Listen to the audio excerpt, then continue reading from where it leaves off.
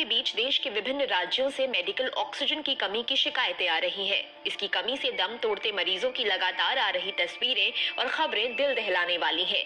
वैसे तो वातावरण में मौजूद ऑक्सीजन ही सांस लेने के लिए पर्याप्त है, लेकिन कोरोना संक्रमण गंभीर होने पर फेफड़ों पर इसका असर होता है, जिससे मरीज खुद से सांस नहीं ले पाता और उसे मेडिकल ऑक्सीजन सपोर्ट दिया जाता है।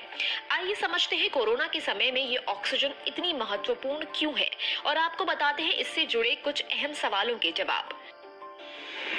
कोरोना के मरीज को कब पड़ती है ऑक्सीजन की जरूरत?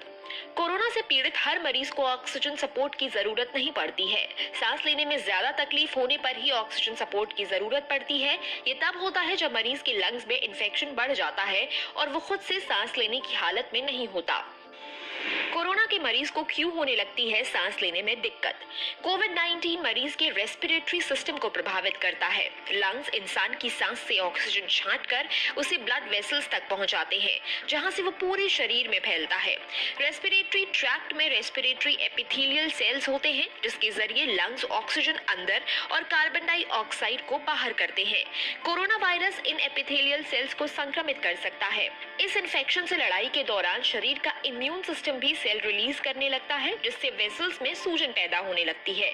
ये स्थिति ज्यादा देर तक रहने पर लंग्स तक ऑक्सीजन नहीं पहुंच पाती, साथ ही साथ उसमें फ्लूइड भी जमा होने लगता है। ये दोनों परिस्थितियां मिलकर मरीज का सांस लेना मुश्किल कर देती हैं। इससे खून में ऑक्सीजन लेवल कम होने लगता है।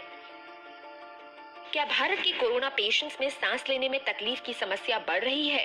नेशनल क्लिनिकल रजिस्ट्री फॉर कोविड-19 का डेटा बताता है कि दूसरी लहर में सांस लेने में तकलीफ सिम्टोमेटिक मरीजों में एक प्रमुख लक्षण है। अस्पताल में भर्ती 47.5% मरीजों में इस बार ये समस्या देखी जा रही है, जो कि पिछले साल सिर्फ 41.7% थी। मेडिकल ऑक्सीजन क्या है? कानूनी रूप से ये एक आवश्यक दवा है, जिसे 2015 में जारी की गई मोस्ट इम्पोर्टेंट मेडिसिन की लिस्ट में शामिल किया गया था। इसे मेडिकल के तीनों लेवल प्राइमरी, सेकेंडरी और टर्शरी के लिए जरूरी करार दिया गया है। ये WHO की जरूरी दवाओं की लिस्ट में भी शामिल है। प्रोडक्ट लेवल पर मेडिकल ऑक्सीजन का मतलब 98% तक शुद्ध ऑक्सीजन होता है।